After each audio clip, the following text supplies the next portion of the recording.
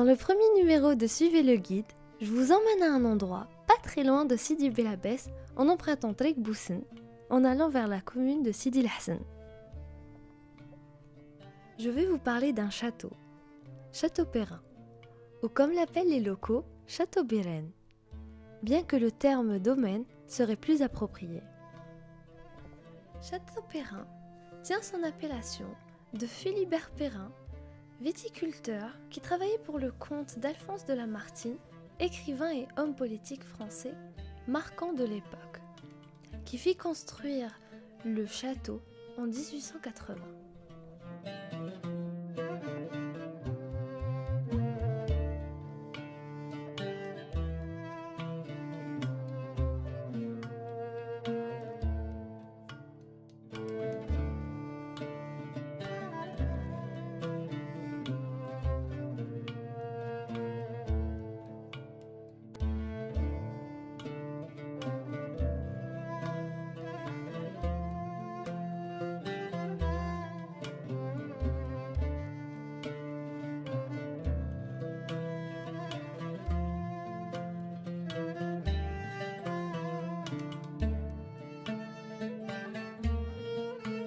Actuellement en ruine, le château a vu passer bon nombre de générations de la famille Perrin, qui ont quitté l'Algérie peu après l'indépendance en 1962, suite à un décret d'octobre 1963 qui nationalise toutes les terres détenues par les étrangers.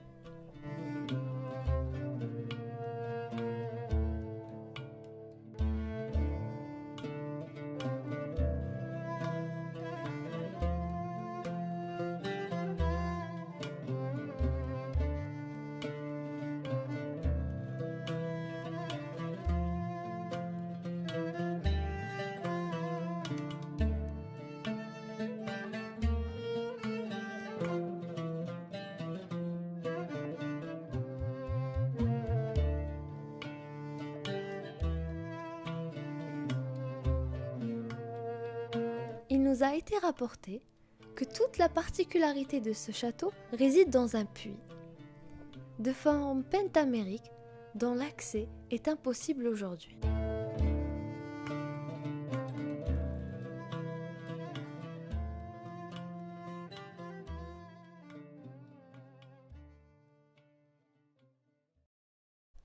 Il se dit aussi qu'il existe un tunnel sous le château le reliant au mont de Tessella, volontairement enseveli durant la décennie noire. Durant les années 1990.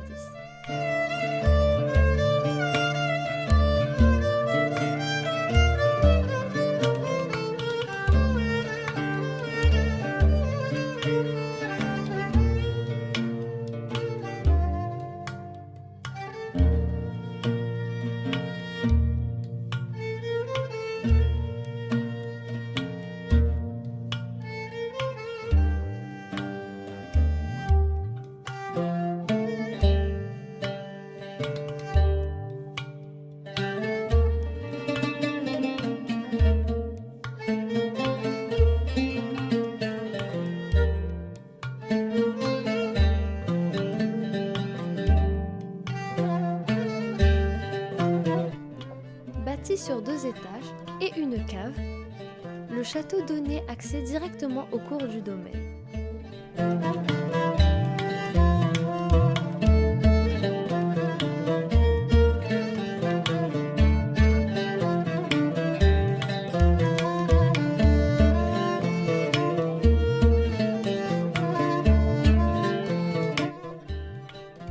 Des châteaux comme ça, il en existe plusieurs, qui témoignent de la création et de l'évolution de la ville de Sidi Bel Abbès,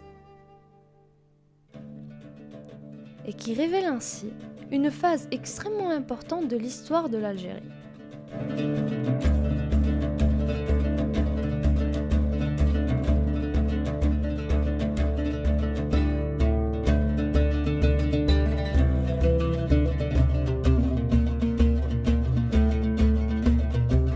Ces bâtiments sont considérés comme monuments historiques, mais ne jouissent jusqu'à présent d'aucune protection légale qu'offre la juridiction algérienne.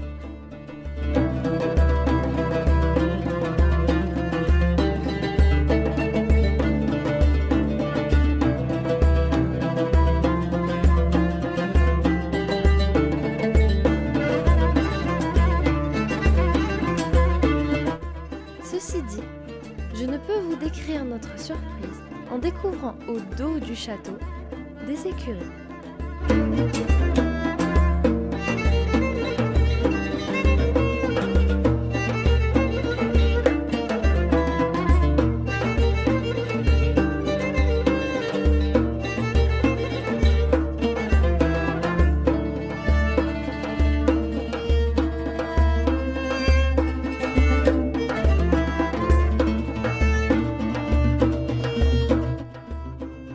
Il faut dire que Philibert Perrin a été envoyé en Algérie en 1830 pour prospecter des terres pour le compte d'eux de Lamartine et d'un groupe d'investisseurs qui se sont retirés par la suite. Contrairement à lui, qui avait senti le potentiel de ces terres, il s'y est installé et on a fait de la polyculture de céréales, d'olives, d'artichauts et de vignes.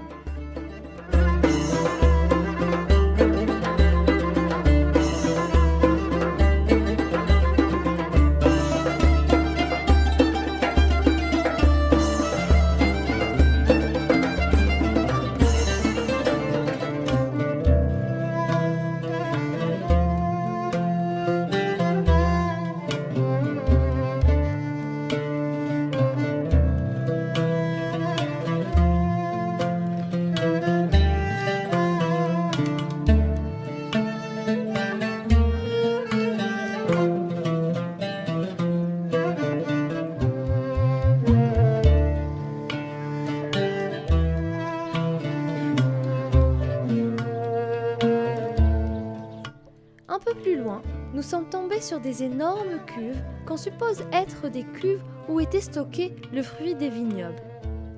Ou peut-être de l'eau.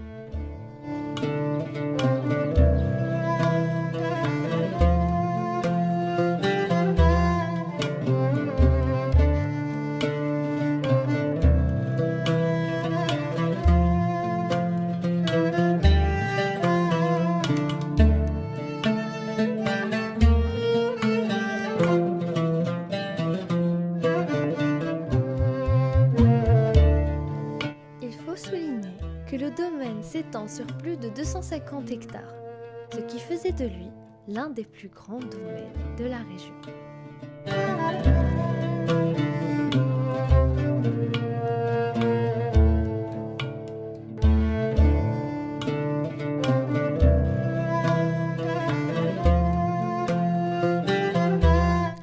C'est ainsi que s'achève notre visite.